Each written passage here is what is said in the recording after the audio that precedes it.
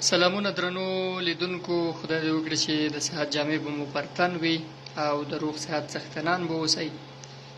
د مرستو په لړ کې نن په کابل کې یو ځل بیا د یوې بېوزلې او بېچاره کورنۍ لاسنیوي ته راغلي وو ستاسې دوستانو په مرسته او همکارۍ.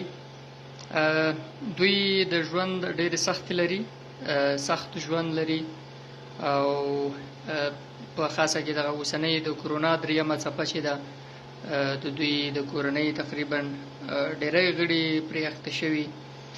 خدای دې ورته صحت ورکړي.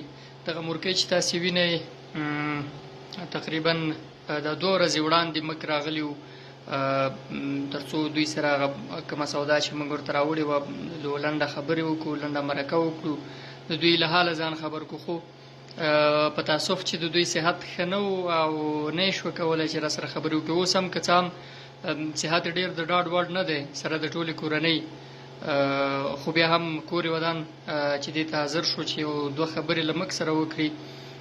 دوی اصلا د لغمان ولایت دي او کابل ته راکډه شوي دي.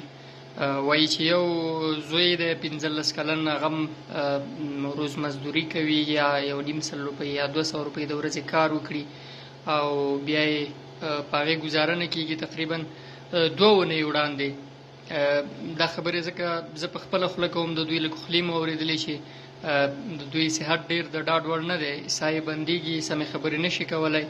2 اونۍ وړاندې له کوره ورته د کور د کرایه د نه ورکولو له امله ځواب ورکړل شوی.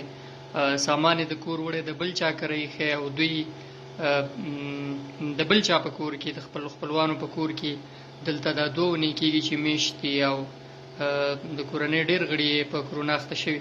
فقط لنډې خبرې له همدغې مورکۍ سره کوو، لنډ حال یې پوښتو. سلام مورې، ښه یې؟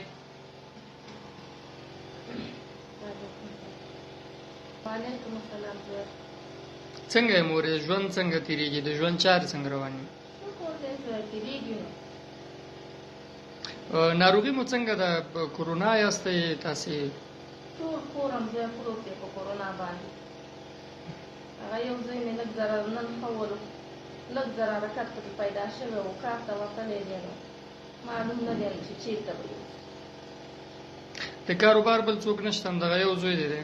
نه، زه مېړه مې دی، هغه سپین ږیری دی، د کار نه دی. او تاسې ویلې چې دلته بل چا کور کې اوس اوسېږئ، دا کور خپل کور نه یې ځواب کړی دی؟ موږ یې د خپل کور نه ځواب کړي، کرې والا راپسې راغلی و، کرې موږ سره نه وه اوس. د هغې نه یې ځواب کړو، اوس هم ورسره مخ ټاکلی دی نو چې کله موږ سره پیدا شي همسایهګان هم دې موږ دغه وکړي، ضمانت وکړي چې خیر دی هر وخت ورسره پیدا شوي بیا به یې ګیر کړي.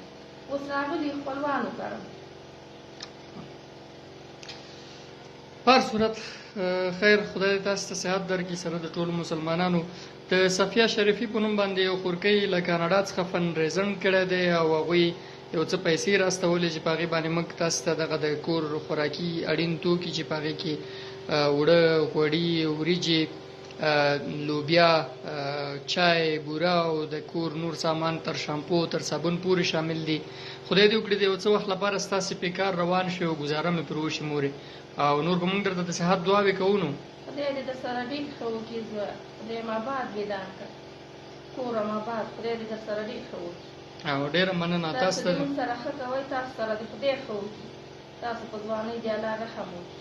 خیر، بس خدای مو صحتمند لره ټول او خدای دې صحت درکړي.